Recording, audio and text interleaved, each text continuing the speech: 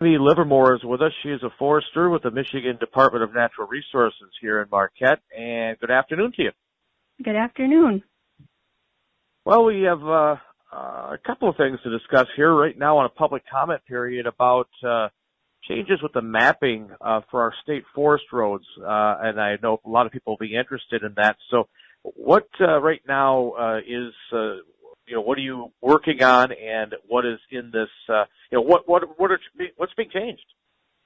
Yeah, so every year, per Public Act 288, the state of Michigan, so these are just state forest roads, we go through as the DNR and we figure out what roads we should open up, what roads need to be closed. There's certain roads that are closed seasonally.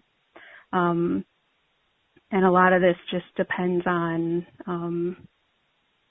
sometimes it depends on usage. If they're getting overused and ORVs are tearing them up, we can close them. We try to open things up when we can to allow more access to off-road vehicles. So obviously, if something has been used and the DNR closes it, that'll irritate some people. So how, in certain situations, so I imagine that's why you have everything out there right now for people to see before it's implemented, right? Yep, that's correct. And we do have a way to provide public comments. If you just Google State Forest Roads, Michigan, it's pretty easy to find the public comment viewer, and you can post comments in there on specific roads, and then we'll address those comments. Now, I'm sure you don't have every single forest road in the UP memorized, but are there some big changes that people should know about that you're aware of that as this is being put together, this plan? No, there's no big changes this year. Most of our changes it's data cleanup. So a lot of times stuff will be open due to logging or other activities like that, and then we'll close it or open it depending on circumstances. This year we have 80.8 miles of road closed in the UP, and then just for reference, there's 5,767 miles total, so it's pretty minor.